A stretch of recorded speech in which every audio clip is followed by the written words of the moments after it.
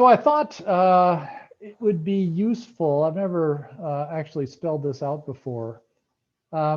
Just to let you know the kind of agenda that I have over the course of the quarter for ideas that I hope that you'll learn. And I call it heresy because some of these ideas are not ones that everyone embraces. So I thought it would be good to let you know in advance what sort of ideas I want to try to convince you of. And these ideas aren't ideas that I want you to memorize and then be able to regurgitate back to me. I want you to push back on these ideas if they don't seem right. So let's take a look here. First is one thing that we'll talk a bit about today about the importance of actually doing research that comes up with causal impacts. I think there's a lot of people have this kind of two-step where they don't have an experiment and they say, oh, we don't have an experiment, therefore we're not doing a causal analysis. But then, you know, at the end of their article, they talk about all the policy recommendations from their correlational analysis, and you can't really have it both ways. You know, policies change, try to change things for the better, and they're inherently causal questions surrounding whether the institution of a policy, of a curriculum, you know, of a income support program, of a dual language program. We all want to know whether certain kinds of interventions, either in the school, classroom, in the family, at the national level, whether those things are going to have positive impacts. And that's not a correlational question, that's a causal question. So I hope that you aspire to coming as close to estimating causal impacts as you can. And we'll talk about various ways of using non-experimental data to do that. All right, so I don't want to do much in the way of detail here. Oh, these are more heretical comments. At best, descriptive correlational analysis can give a useful set of stylized facts about phenomena that you're investigating, but not causal predictions. Data mining, at best, gives you good predictions, which can be very valuable, but rarely gives any insights into causal processes. And then design research designs focused on assessing impacts are fatally flawed, I say, by the absence of counterfactual conditions. So I don't expect you to understand all these things, but we'll turn back to this from time to time as we cover these different topics. Another big thing is bias reduction. In other words, getting a coefficient to reflect a causal impact to the extent possible is the most important goal of a statistical analysis. And it's more important than measurement quality. Here again, this is heresy to a developmental psychologist. If I can see Brian's face, he's probably shaking his head. That's wrong. That's wrong. Because developmental psychologists revere measurement quality. It's measurement quality first and foremost. And I'm going to try to convince you that that shouldn't be the case. And as I say, Brian, I welcome pushback. So keep me honest here. I'm open to learn. So well, as am I. As am I. Okay.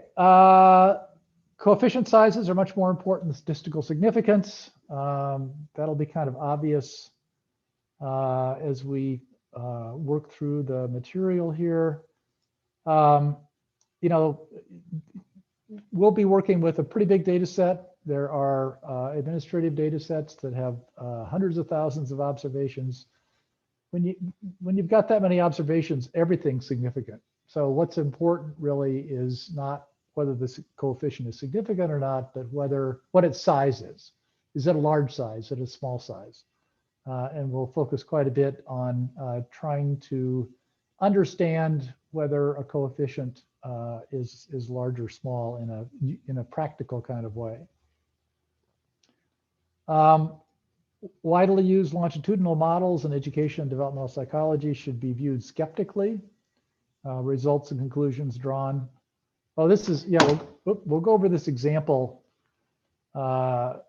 in a week, maybe week 7 or week 8, where my most cited article is wrong because the developmental model that we took to correlational data didn't give the right answer. So it's always fun to discover that you're wildly wrong about something, and we'll talk about that. Sibling-based data collection should be a default design. We'll talk about that. Replication and robustness checking activities should consume at least half of the attention of article writers. This will be important once you start to think about the paper that you'll do for the class. You know, I think a lot of people think what you really need to do is rummage through data, come up with a coefficient that's p less than 0.05 and declare victory. And I want to try to convince you that that's rather wrong-headed, and you really want to come up with results that aren't likely to be overturned if someone comes along and tries to reproduce what you've done. And then finally, measurement error. I touched on that before. The idea that measurement error, if it's in a dependent variable, doesn't affect, it doesn't bias your attempt to try to get causal impact estimates. It might make them less precise. So this idea of measurement quality being all important is something that we'll want to talk about. All right, just a preview of coming attractions, and as I say, we'll return to this from time to time. All right, so let us start in. On causality.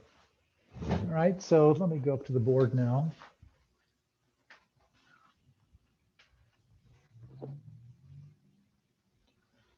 And just start out with a definition of what causality is all about. The causal effect of some treatment, call it T, on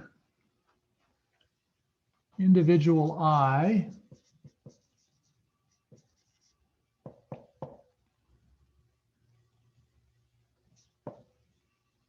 for outcome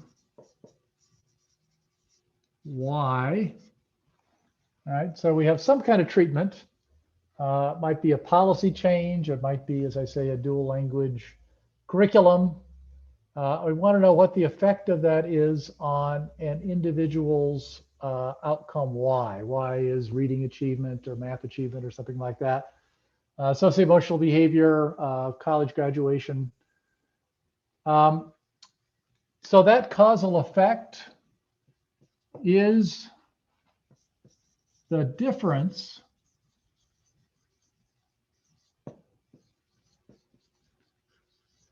between Y in the presence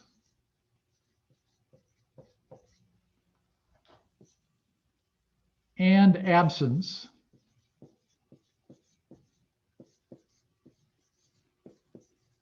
of the treatment.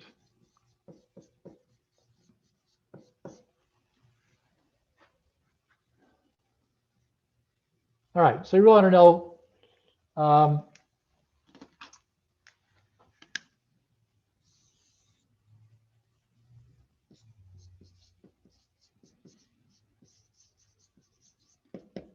an individual specific, that's the way we've set this up. It's an individual specific impact of some treatment on some Y for individual I is going to be the difference between what Y turns out to be, excuse me, in the presence and absence of the treatment. All right. So thinking of it this way, in other words, in an individual specific kind of way, means that it's never observed. All right, this is why I gave you the It's a Wonderful Life homework example, right? It was this wonderful instance where you could actually observe a causal effect, in this case, a causal effect of George Bailey on the town. So raise your hands. How many people have actually seen the movie It's a Wonderful Life? I bet no one has. Oh, there we go. Brian has. It's an all-time classic. You know, it's an old corny movie from the early 40s, late 30s, and Jimmy Stewart stars in it. It's a kind of a Christmas movie, but you have this wonderful scene where we have this guardian angel come down and show George Bailey what the world would have been like, what this town would have been like, had he not survived some childhood disease, right? So in that case, you are observing outcome Y, in other words, how the town turned out. For treatment T being George Bailey's life, in the presence and absence, this town in the presence of absence of George Bailey. But for most things that we're interested in, all things we're interested in, you just don't have a chance to observe the counterfactual. You might think before and after studies are ways of trying to get a counterfactual, but that doesn't work because you really don't know. Let's say it's some preschool math curriculum, and you see articles like this all the time. They do a pretest at the beginning of preschool. Kids are introduced to this math curriculum. They do a post-test at the end of preschool and find out that the kids have gained a standard deviation in terms of a math score. And declare that their intervention, this curriculum, is fantastically effective. Look at this one standard deviation change. But that ignores the fact that all preschoolers gain, on average, a standard deviation in math over the preschool year. It just happens as part of development to learn that much. Kids are very eager learners at that point. And between the input they get at home, the input they get in whatever care setting that they're in, they just learn an awful lot of math at that point. So unless you have that counterfactual observed, unless you have those kids who are going through their preschool year without having the curriculum, you have a very, very biased view of what the causal effect of, in that case, a curriculum is on a math outcome for individual kids. So, in a way, people say, oh, random assignment, that gives you a causal effect. It doesn't give you a causal effect at the individual level, right? If you think about random assignment, kids are either being assigned to the treatment group or they're being assigned to the control group. So it's never observed for individuals.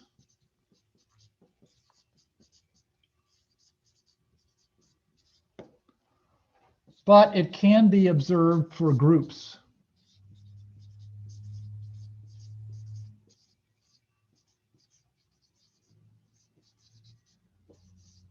of individuals. All right, so you run a classical experiment and you've got a group of individuals who were in the treatment group, a group of individuals who are in the control group.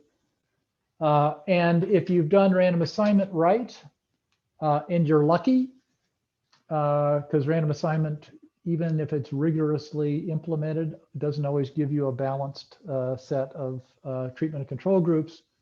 But if you luck out and it does, then this difference between two groups, the treatment group and the control group, identifies a causal effect of the treatment on groups of individuals for outcome Y. Okay, any question about that? Okay, so let's suppose we have a treatment and an experiment. So we've got some outcome Y over here. And then we've got a control group and a treatment group. And, let's say Y has a mean of 100. Y bar is 100. Standard deviation of Y is 15. A lot of IQ tests are normed in that kind of way. And let's say the control group, after the treatment is administered to the treatment group, has a score of 100. In other words, they're right at the mean of the norm distribution. And the treatment group does better. Let's say the mean score for the treatment group is 110. Okay, so 100 versus 110. What is the causal impact of this treatment on groups of individuals who fell into either the treatment group or control group?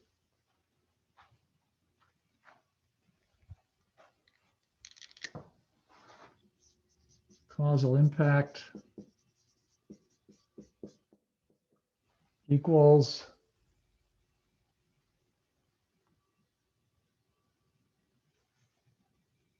somebody.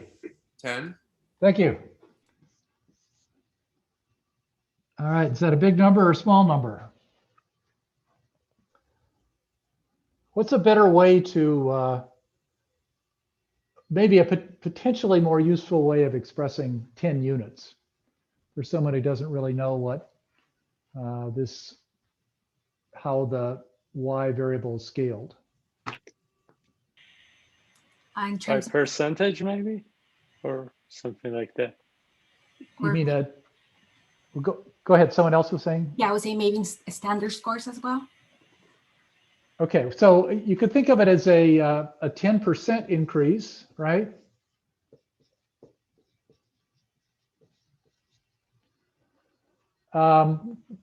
What about a standardized change? It would be 2/3 a standard deviation. Okay, 2/3 of a standard deviation.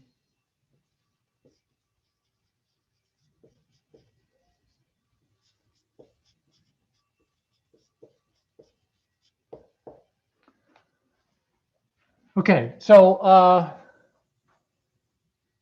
we'll spend more time later on this morning or this afternoon talking about ways of expressing differences, but those are two reasonable ways. Is it statistically significant? Let's say we've got 100 kids in the treatment group and 100 kids in the control group. And we come up with this difference of 2/3 of a standard deviation. Is that statistically significant?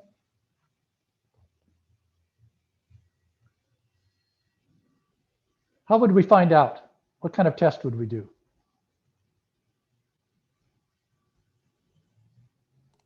You can run a t-test to compare the means across the two groups and then either look at the p-value or like whether or not the t statistic is significant. Is greater than 1.96 if we're looking for 95%. T statistic. And what is the T statistic here? Let me see. N equals 100 in each group. 10 unit difference. 4.7, right? How many people think I actually calculated that in my head? I looked it up on Friday and memorized it. So I don't expect you to be able to come up with a T statistic in your head. You know, you can do it in Stata. There are a lot of online programs you can do it in 2 minutes or 30 seconds actually. So you run the t-test, right? 4.7. 4.7 is wildly statistically significant, right? The 5% threshold is 1.96. It's a lot greater than that. The 1% significance level is 2.54. All right, so people usually stop at p less than 0.01. And suppose it's exactly 2.54. In other words, it's a 1% probability. Somebody tell me what exactly that means. What's 1%? What's a way of thinking about 1%? It's a 1% chance that the results that you got were not obtained through the changes that you made to the treatment group. In other words, there's a 1%, yeah, there's a 99% chance that the changes you made were responsible for what you've seen.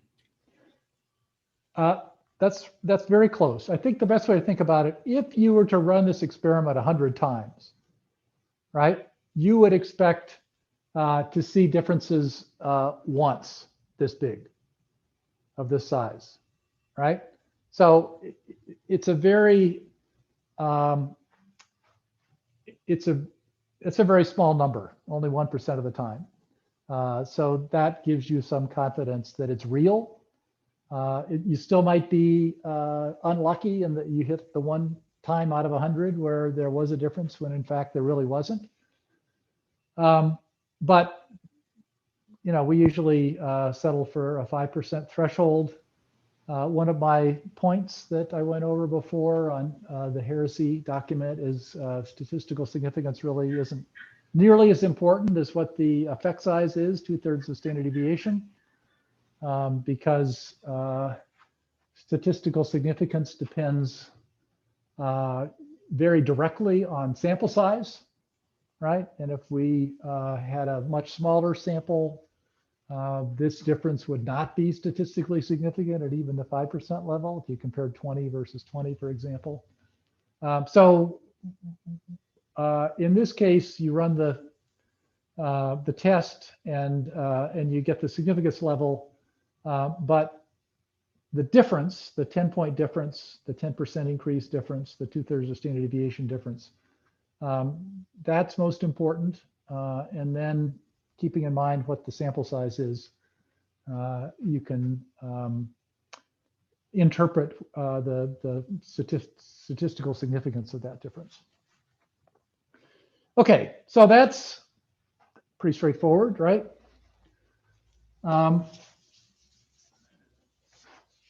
So one of the points that I want to convince you of is that every regression is an experiment.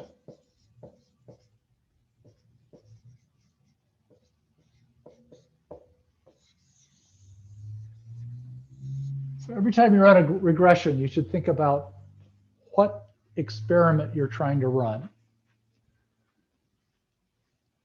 And we'll talk about this repeatedly over the course of the quarter.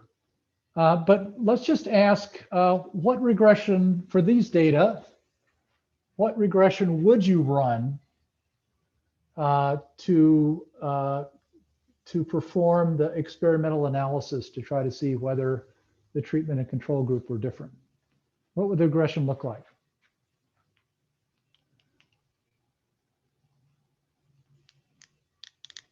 The basic regression form is y equals a plus bx. How would you set up this regression so that you're repeating this simple t-test analysis that you did?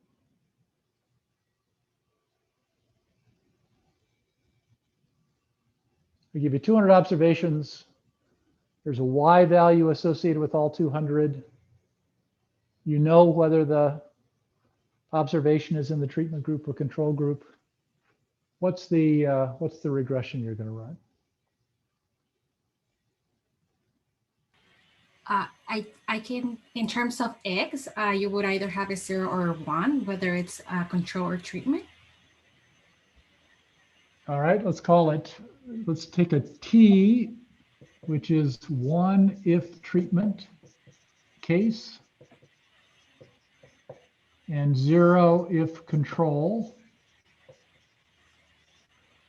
So you want to run y equals a plus b t, where t is this 1, 0 variable. Is that right? Yes. Okay. Very good. So you run it. What coefficient are you going to estimate? What's b?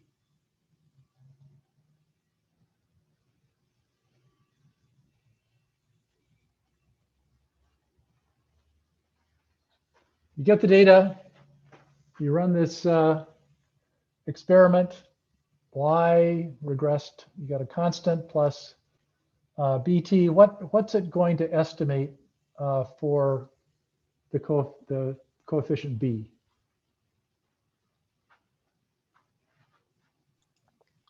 How much a treatment can increase a student's score? Something like that. Right, and what's that number going to be with these data? 0.1. Oh, 10, like 10, yeah. Okay, good. So you're going to get y equals a plus 10 t. What's a going to be? 100. Exactly. Y equals 100 plus 10t. Right, so every regression is an experiment, and this regression corresponds to this experiment. All right, so here's a question. What's the standard error on the 10 going to be? This is a little trickier, and it's not something that I'm going to pretend like I know. I could actually figure this out from the information that you have available. What's the standard error going to be?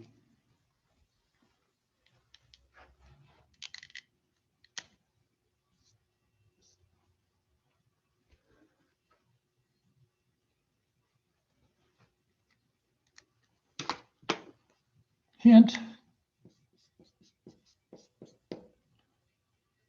if you divide the coefficient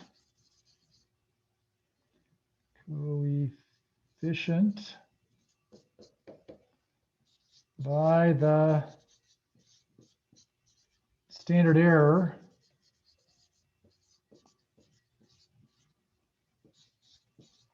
you get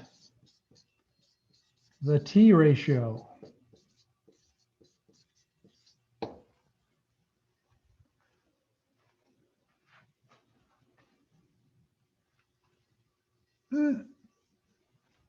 Same thing as that.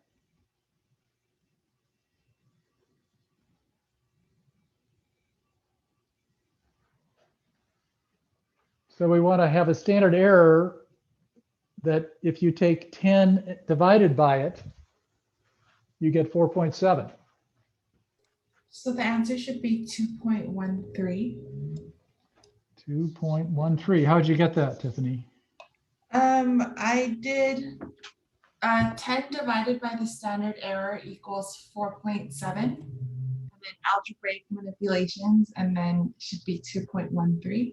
So it's just 10 divided by 4.7, right? Yeah. Yeah. Because you want to make sure that 10 divided by whatever the standard error is turns out to be the same t ratio, and 2.13 is that number. So if you were to run this, you would get exactly the same t statistic. I mean, if you actually had Stata calculate what the standard error was, it would be 2.13 because these are the same data and these are the same models essentially. Here you're expressing it as a difference in mean, and here you're expressing it in a regression form. But the way you've defined these variables, t being a 1-0 variable, whether people are in the treatment group, you're ending up estimating exactly the same model, just in different ways. So why go through all this pain if you can just spend 30 seconds on the internet and calculate a t statistic and you'll be all set? Couple reasons. Anyone have any questions about this before I erase it? Are people seeing the board okay? Okay, I'm trying to write big, and I think the camera does a better job of focusing things that are in the center. All right, so let me erase a little bit of this.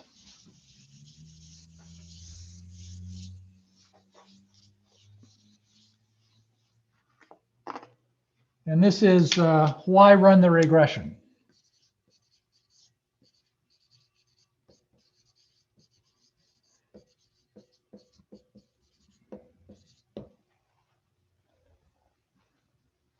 Instead of just calculating things directly. If in fact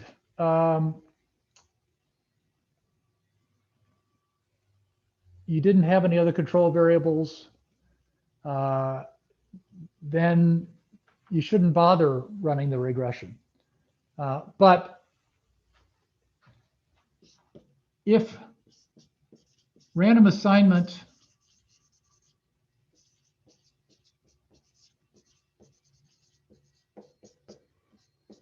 isn't perfect,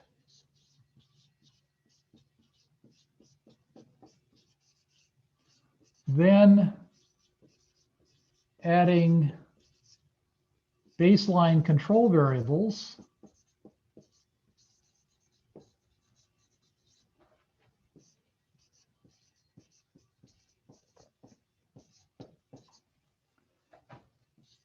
will give you a better, truer estimate of the causal impact, T or B. Better estimate of the causal impact of the treatment, T.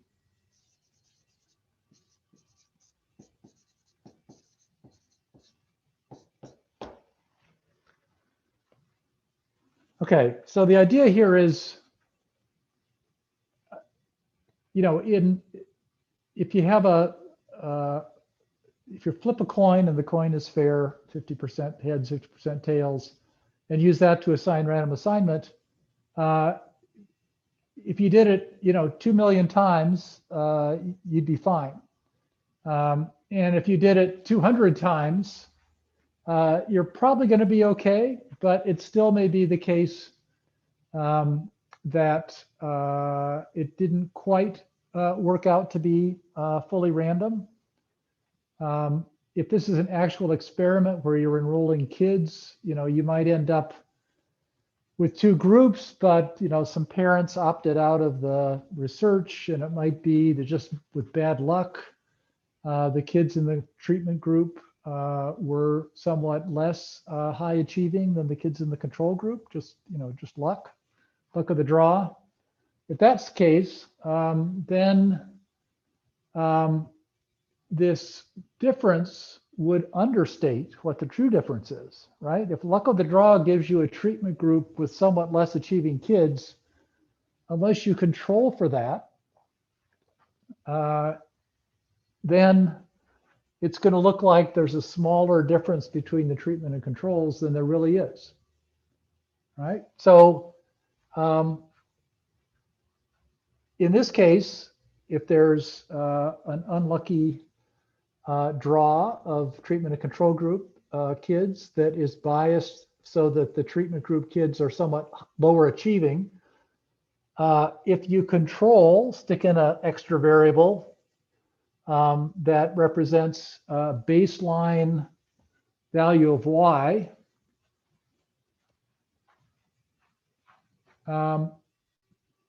that will eliminate the bias problem caused by this luck of the draw difference. All right. So, think of it as suppose kids are coming in. This is post score. Suppose the pre-score on a comparable scale is 90.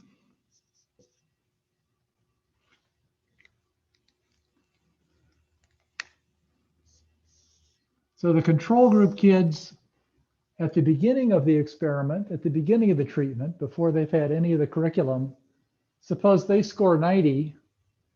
With random assignment, you'd really like the treatment group kids at baseline to score 90 as well, right? And that, if that happens, that's great. You don't really need a control. But suppose that you've luck of the draw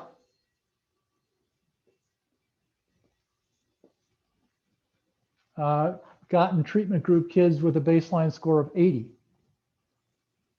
So they're gaining 30 points, whereas the control group is only gaining 10 points, right?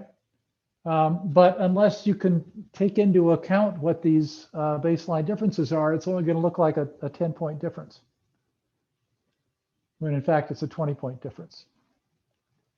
So a virtue of running a regression is you can put in control variables that are measured prior to the random assignment point that might clean up the fact that you don't have total balance in your sample between treatment and control.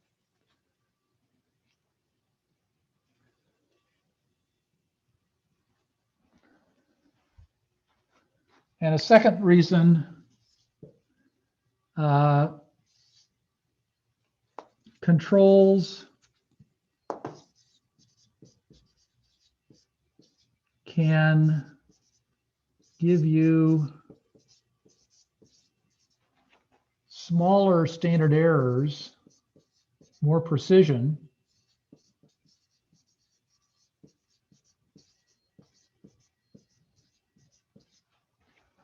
on the treatment coefficient.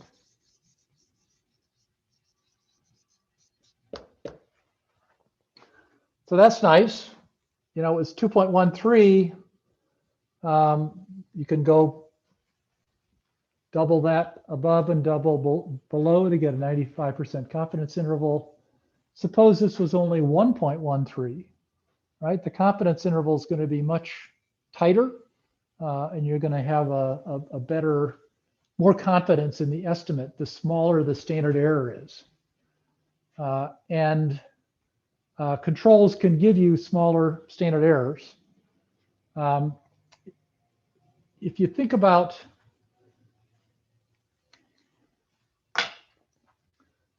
a standard error, last time we talked about a coefficient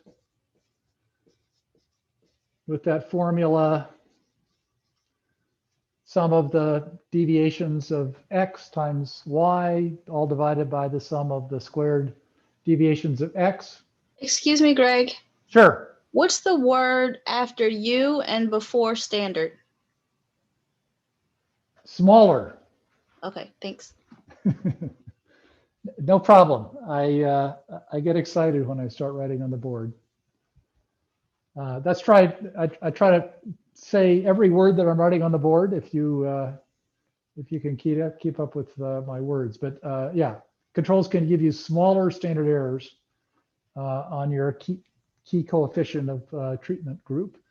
So the standard error formula, and again, this is not something that I memorized now. I now know beta after teaching it,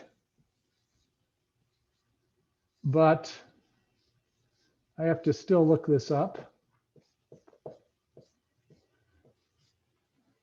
All right, so it's a square root of, this is the residual sum of squares.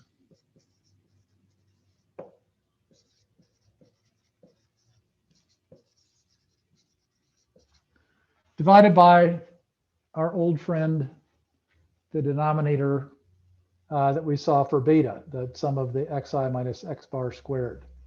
So this is, again, a constant for any given data set. What's important is this residual sum of squares, right? And this is like 1 minus the r square. So the more explanation you have in your regression model from all the variables that you put in, the smaller will be your residual sum of squares. The higher is the r square, the smaller is the residual sum of squares, and the smaller will be the standard error. All right, so having small standard errors is good. And you can get smaller standard errors by having a bigger r square, and you can get a bigger r square by having a lot of powerful explanatory variables in your regression model, in addition to just t. So take the example that we used before. We said baseline, suppose you had a baseline measure of this outcome y. There's pretty big correlation between pre and post measure of y for kids. A lot of times, 1 year apart, if you take achievement test scores, they're correlated 0.8, 0.9. They're pretty big. So if you stick in baseline achievement, so we're adding plus c times y at baseline.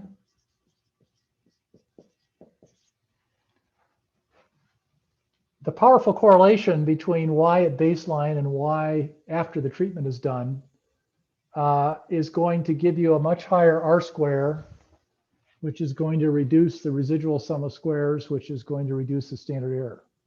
So the more you can pack baseline measures that increase the r square, the more this standard error is going to drop. And a small standard error is a wonderful thing.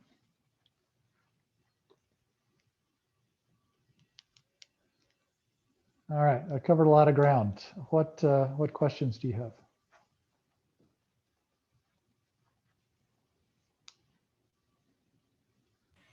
I have a question about predictors. So you're saying adding powerful control variables. can really help with the standard error and increase the R square.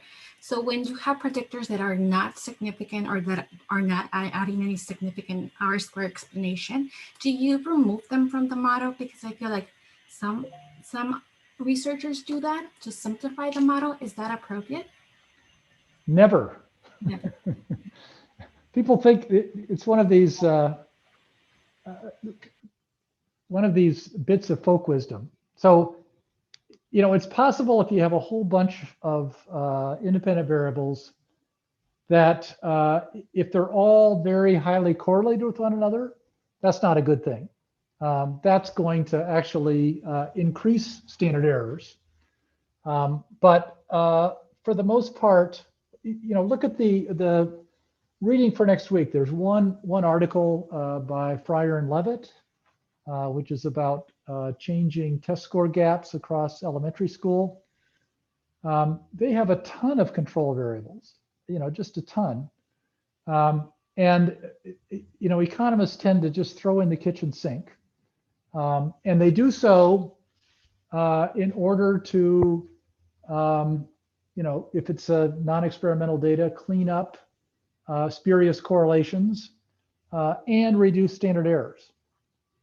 Right? So unless there's evidence that all these independent variables you're throwing in are causing multicollinearity is the word, and multicollinearity occurs when you start getting less and less precise estimates, bigger and bigger standard errors. And if that happens, you know, if standard errors double or triple, then you've got too many independent variables. But it's very rare with the kind of data sets that we use that that's ever going to be a practical problem. But, you know, just to point out, in this particular example, if you throw in, you know, we're after this coefficient and this standard error, right? If t is randomly assigned, this 1, 0 variable randomly assigned, then t is going to be independent of almost all the stuff that you're throwing in as independent variables. So that's not going to be affected at all. But for the purpose of trying to generate a more precise estimate of experimental impact, it doesn't make any sense to throw in a regressor, a control variable that can't possibly be correlated with t. You know, we're worried. Well, all right, I don't want to continue that thought. So you don't want to put in variables that are certainly anything that doesn't explain why. If we're trying to correct for bad luck of the draw with random assignment, then we want things that might possibly be correlated with t. In other words, luck of the draw differences, in this case, in early achievement. If you're trying to get more precise standard errors, you want to get a higher R square. So if a predictor isn't going to relate to your dependent variable, then it's not going to increase the R square at all. So it's not going to do you much good. I have a point of clarification question for what you just said. So you're mentioning R square. I know there was a section in the reading that did mention R square, and it said that as long as you're increasing the predictors you're using in your model, R square is going to increase no matter what. So instead, you should be using an adjusted R square. Would that be correct with what you're also saying? Yeah, so that point is, if you really want to know, you know, you've got a sample, you're trying to figure out what's going on with that sample of observations. And if you've drawn that sample from some larger population, you really want to know what that regression would look like if you could take a census of every single person in the population and run the regression, right? And if you want to get an estimate of what the R square would be in the population as a whole, then you want to adjust for degrees of freedom. If you just want to get a smaller standard error, then an unadjusted R-square is fine.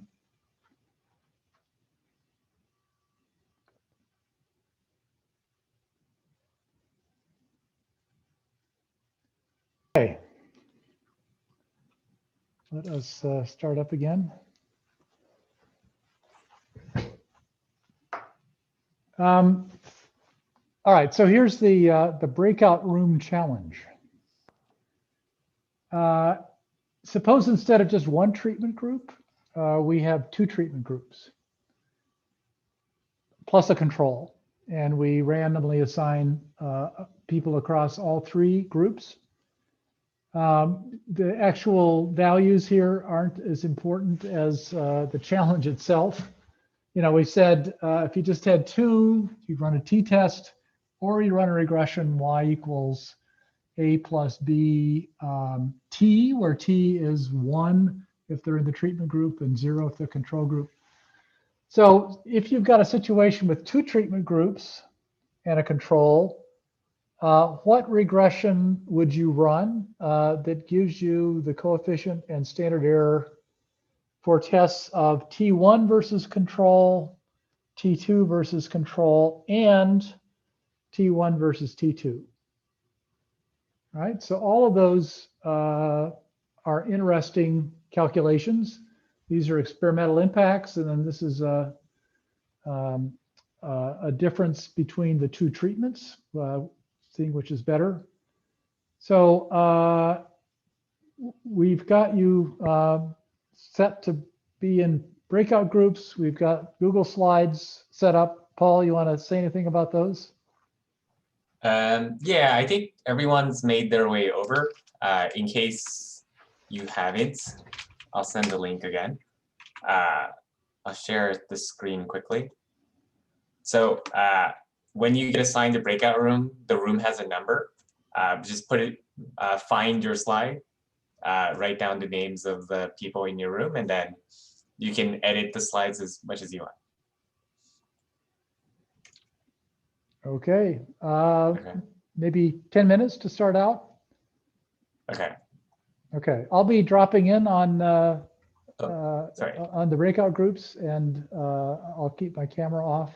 You can pretend like I'm not there if you want to. So have fun.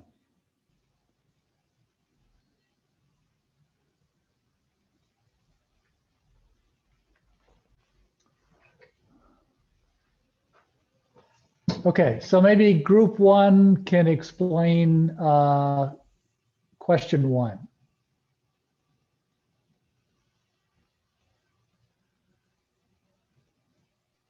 So in this sample, we were still trying to figure, thank you, Tiffany. So in this example, we were trying to we realized that the generalized slope for doing multiple regressions was y equals a plus b1 t1 plus b2 t2. And we realized that could work for all three of the equations because we were essentially just comparing two means. However, we sort of came to a stumbling block when we were trying to decide how do we customize these for each of the individual cases. So we concluded that if we were just doing T1, T2, it would be the same thing as our model equation. But then came up this question of the control group, like how does that apply into our equation? And we sort of speculated that would be a replacement for T1, T2, as you can see in examples 1 and 2. Okay, so literally your first equation is y equals a plus b1, whether you're in the treatment group, and then b2 times whether you're in the control group. That's correct. Is that right? Okay. So what's the omitted group here? The omitted group is T2. Okay. So isn't B1 going to be the difference between being in T1 and the reference group? In other words, being in T2? Yes. Seems like you answered the third question with the first equation?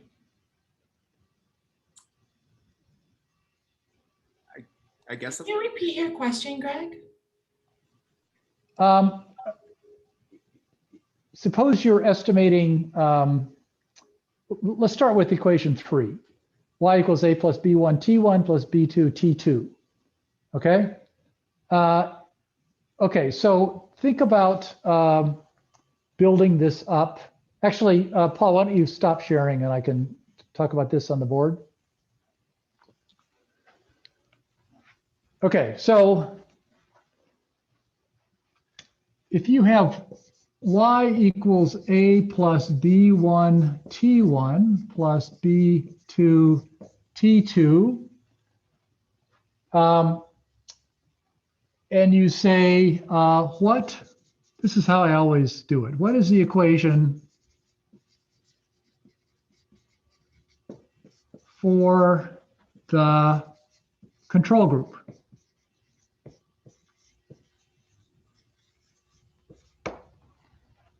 Okay, well, it's going to be Y equals A plus B1 times 0, right? Plus B2 times 0. So it's just going to be Y equals A. And A is going to be 100, right, in that case. What is the equation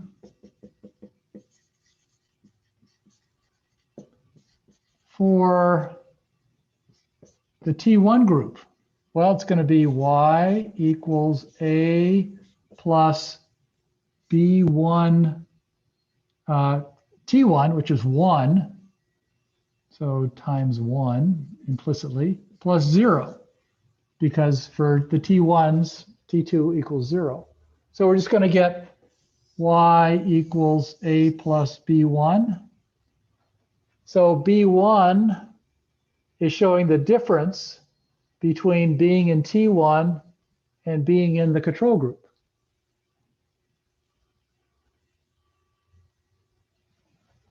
And similarly, the equation for this is for T2 is Y equals A1 plus B2, because that's going to be 0, the T1 is going to be 0, and the T2 is going to be 1. So if you run this equation, A is the control group mean, B is the difference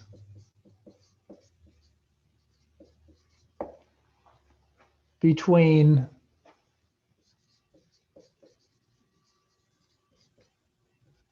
the T1 mean and the control group mean.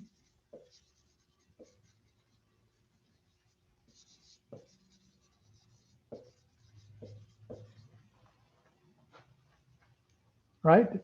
B1 is just, if this is A and this is A plus B1, then B1 is going to be the difference. And in this case, it's the difference between the control group mean, which is A, and the extra that you get from being in T1. And by the same token, this is the difference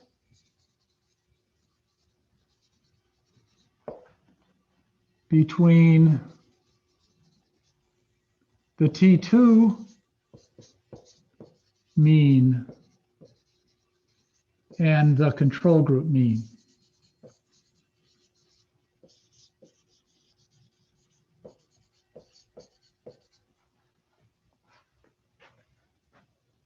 So the first two questions come right out of this equation.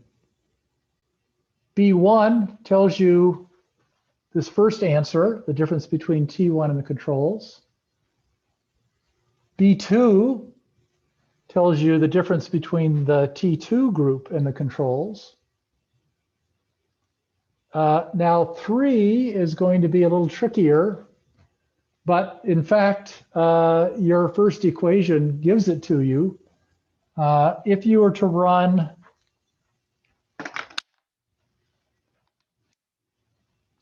y equals a plus b1 t1 plus b2 control, right? All these are 1, 0 variables. Then the reference group, when T1 is 0 and a control group is 0, is T2. So the coefficient here is going to be the difference. This coefficient B1 is now the difference between T1 and the reference group, which is T2.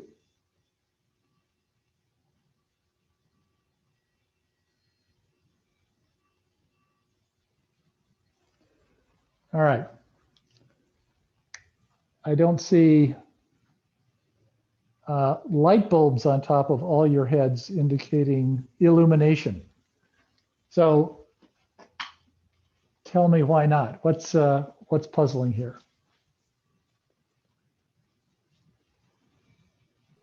Can you sort of repeat the last one, the difference between if we're comparing treatment 1 and treatment 2? So in that equation that you wrote in red, if B1 T1 is 1, 0, and then B2 controls 0, and if we're comparing the two treatments, why wouldn't B1 T1, or at least,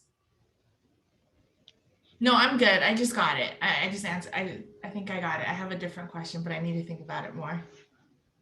Okay, I mean, another answer would be to do this, you just throw out the T2s, right? Limit it down to 200 instead of 300 and run y equals a plus b1 T1. For this, you can throw out the T1s, right? And just run y equals a plus b1 T2. And here you could throw out the controls and just run y equals a plus either T1 or T2, not both. But you can do it in one step by putting both T1 and T2 in here. And then to think about what these coefficients mean when you've got a bunch of these dummy variables, these categorical variables, 1, 0 variables, just work through, well, what do you have if you're not in either the treatment group or 1 or 2? What do you have if you're in treatment group 1? What do you have if you're in treatment group 2? And then you see exactly what B1 and B2 amount to. B1 is this difference from the control group, and B2 is the difference from the control group. So this one equation gives you the answer to 1. It gives you the answer to 2. And in fact, there's a nice trick with Stata where if you run this equation and then do a test of B1 equals B2, you'll learn about this in a later lab, but you can do tests on coefficients in a given regression equation. In this case, you want to know whether this is the same as this, right? That's what this amounts to.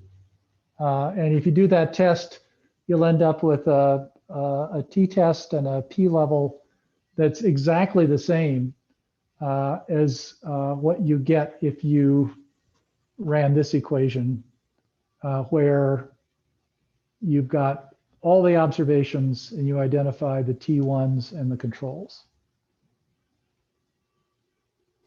So can I just kind of check my understanding and our group's understanding? So the one that you have, the equation that you have in the box is what we came up with. And so the box being this? Yeah, the black box. Okay, because there are a bunch of black boxes. Oh yeah, my bad. The top black box. Okay, the top black box. So that's the overall equation that we came up with. I guess our theoretical understanding of it is if we're trying to compare two groups out of the three, so three groups being control treatment, one treatment two, that means you have to hold another group constant. So do we just set that to 0? Because I think that's what we were thinking of. Well, that's in effect what you do. You know, you're including T1, you're including T2, but you're not including a dummy variable for whether they're in the controls. So it's omitted, and what you get for the coefficients on the two included groups are the deviations of the test score in this case from the omitted group. Okay. So Got it. you got this right, but it sounds like the interpretation that you were trying to apply to it wasn't quite right. Okay, got it. Thank you. So to make sure that my understanding is correct, the first response would in this case be so the first one would be y equals a plus b1 t1. Well, the answer to 1, if you run this equation, is just what you get for B1. It is the answer, right? It's the answer because B1 is the difference between being in T1 and being in the controls. Oh. There we go. There's the light bulb. Not a light bulb, but that'll do. That'll do.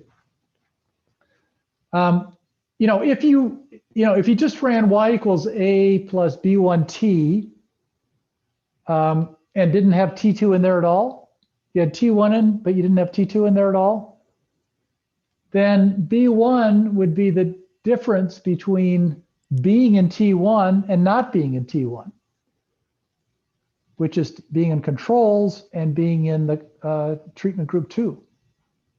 That's not the comparison you want to make. Right?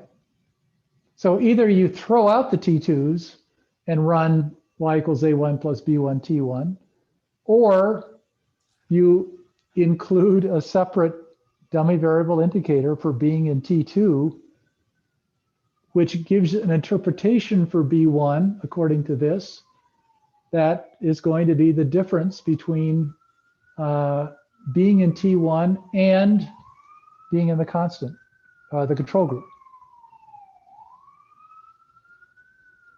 All right, so I don't know if the light bulb dimmed for you. Is it still clear?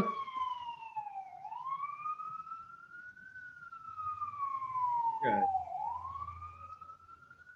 All right, somebody else. So for number 2, would the answer be then the lowest black box? Since we're comparing between T2 and control, we would either throw out T1, as in Paul said in the chat, throwing out the data set for T1, or using the equation, the top black box, and then having 0 for T1 and then having a plus B2 as our answer? No, you're overthinking this. You're overthinking this. So this is an equation that we're running. It's got T1 and T2 in it, right? These are just calculations of what the control group mean is, what the T1 mean is, and what the T2 mean is, right? And then we're seeing how those means differ from one another. And we're just seeing when you run this and look at B1, it's telling you the control group mean, the treatment group mean for T1 is just A plus B1, and that differs from the control group by B1. So B1 up here tells you exactly what you want to know to answer number 1. So then B2 would be what we want to know for number 2. Exactly. And 3 is a little bit tricky because you want to be comparing A plus B1 to A plus B2, and you've got to do something like a separate regression where instead of omitting the control group, you include the control group, but you omit T2. T2 then becomes A, the T2 mean, and B1 is the difference between T1. being in T1 and being in the omitted group, which is T2. Okay. I thought for the group work, we were supposed to come up with a similar equation that we did prior to the breakout room, like coming up with equations that looks like y equals 100 plus 10 T1 and come up with the standard error. Yeah. So I was unclear. I shouldn't have put these actual numbers up here because all I wanted was the equation that you would run Okay. to get the right answers. Sorry.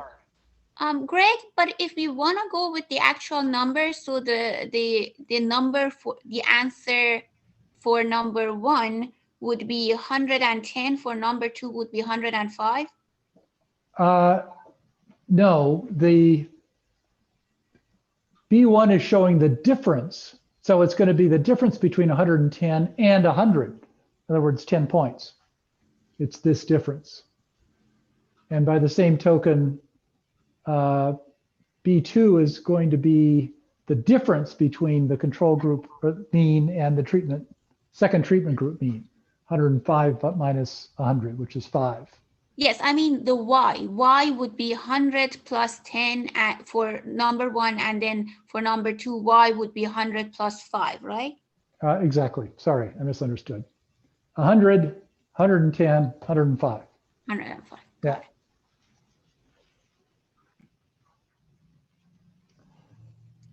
So, excuse me. Sure. For the third one, can we just treat one of them as control groups and the other as a treatment group? Exactly. So we can compare them. That's what we do. That's, yeah. This is it. But you've got to include the control group as a separate dummy variable. Otherwise, this is going to reflect a combination of T2 and the control. Mm-hmm. You don't want that. You don't want that confusion. You want a clean comparison between T1 and T2. So this equation where the control group membership is an explicit 1,0 variable, that's got to be included so that A becomes cleanly defined as the T2 mean. Okay. So in the group, when we were talking about it, we were thinking numerically because of the numbers. And Right. we came up with something like 105 plus 5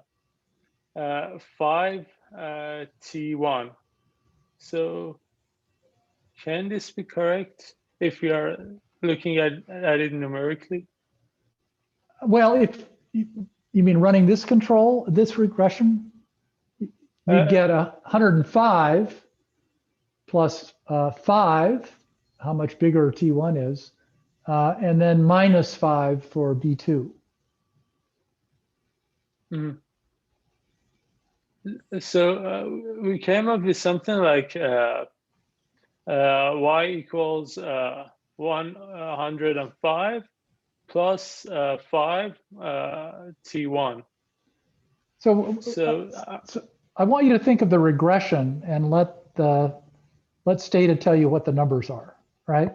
So the question was, what is the regression that you'd run to give you this difference, and this difference?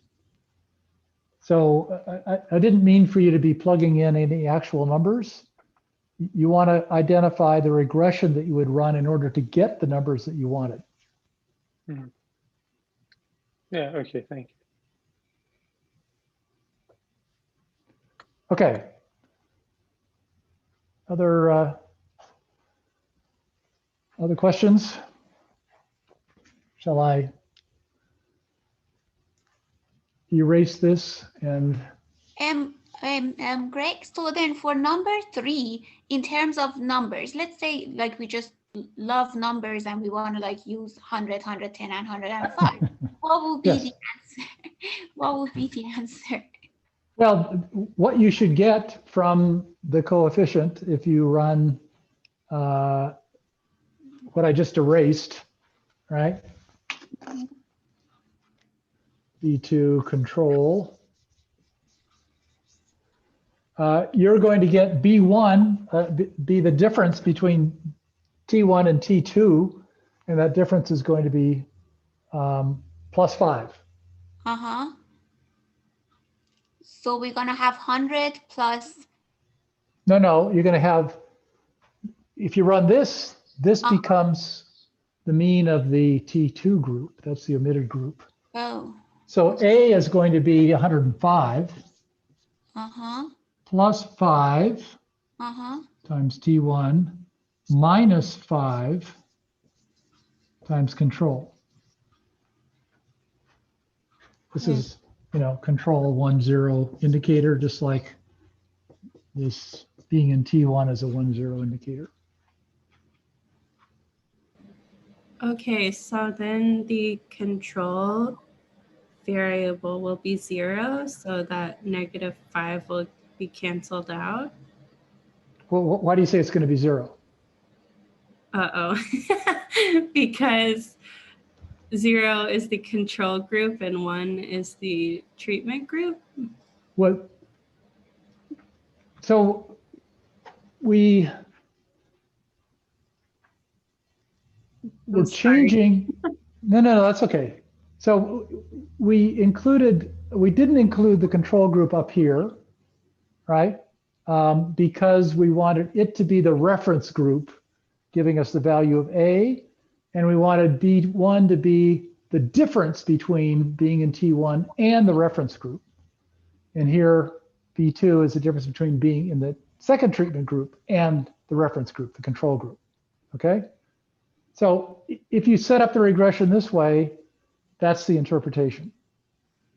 I If you get set- it. Yeah, If you set up the regression this way, the reference group becomes T2, right? So it all depends on which variables you include and which variables you exclude, and the ones that you exclude become the reference. So if we want to set up the equation based on the first black box, yes, that one. So then the number, and if we want to fill in the numbers, then it would be 100. So then A would be 100, right? So you don't want to fill in the numbers. You want Stata to tell you what the numbers are, right? Yeah. I mean, Okay. yeah. Yeah. Like- So if you run the Stata program with these data, you're going to get a constant that is 100, as you say. You're going to get a coefficient on T1 that is 10, right? The difference. You're going to get a coefficient on B2, which is 5. 5. And then you'll get standard errors, and you can look at significance levels and everything like that. So I'm going to have 100 plus 10 T1 plus 5 T2. Exactly. Okay. And I don't know what T1 and Stata knows, but I don't know what exactly T1 and T2 are. Like, I don't know if they are 0 or 1 or whatever, right?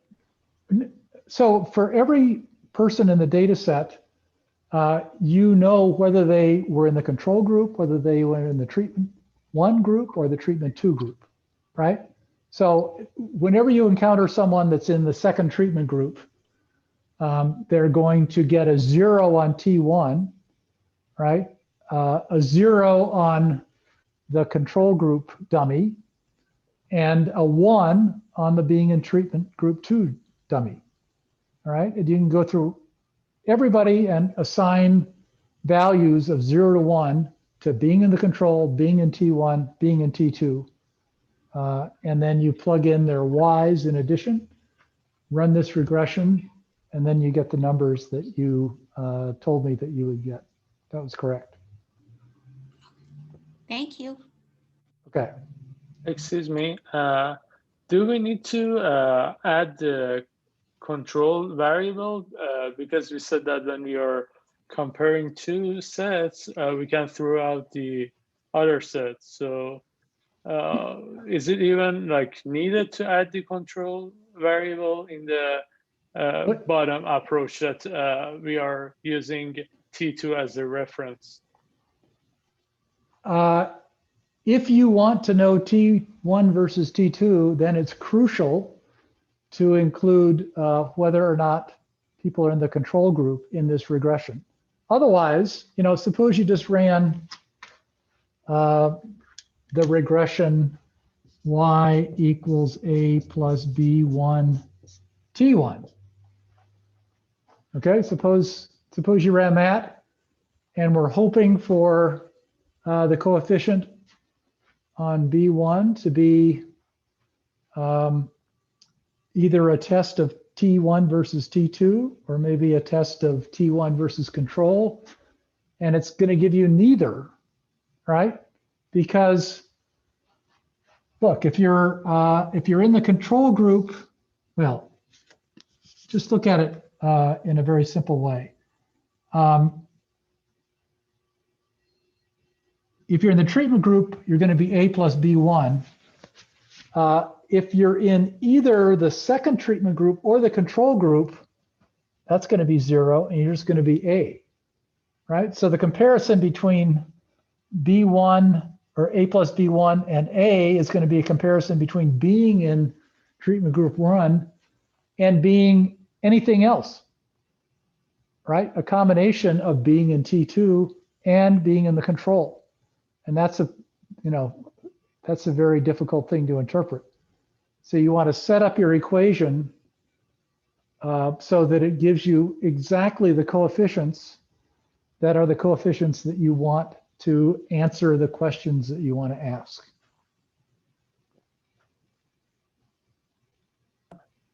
Okay, so we don't throw out the data, right? So I might have got it wrong. So there are two ways to do it. One is to throw out all the T2s. If you, let's say you want to estimate T1 versus T2, throw out the controls and then run this equation. Then you're okay, because the omitted group is going to be just the T2s. You've thrown away the controls. Yeah, that's exactly what I meant when I first asked the question. So if we just throw out the control set, then we are just comparing T1 and T2, then we don't need the control variable, right? Right. Because like it is always zero zero for everybody, so. right, and would blow up, it wouldn't estimate. But why not, I mean, now that you know about test, why not just run one regression, this regression, and then specify you want a post-test, post-estimation test for the equivalence of B1 and B2. That answers number 1 with this estimate of B1. It answers number 2 with the estimate of B2. And it answers number 3 with the results of this post-estimation test. So So instead of having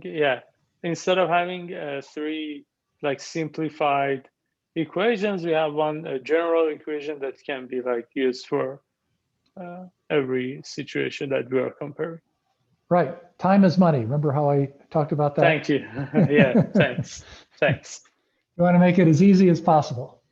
Sometimes things just become so complicated, it's easier to just throw out part of the sample and do the equation on the rest.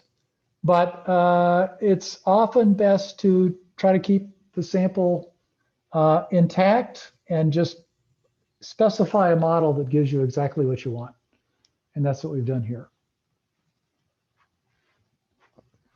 Yeah, thank you so much. Okay. So are we ready to move on? Rachel told me it takes longer to go through things than you might think. And it did, but I think all of this was incredibly useful. People, we're really clearing up a lot of thinking about the fundamentals of regression.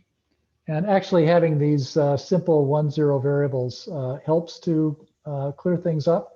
Next time we'll go into dummy variable regression in more depth, but this was to get you thinking about what that was all about.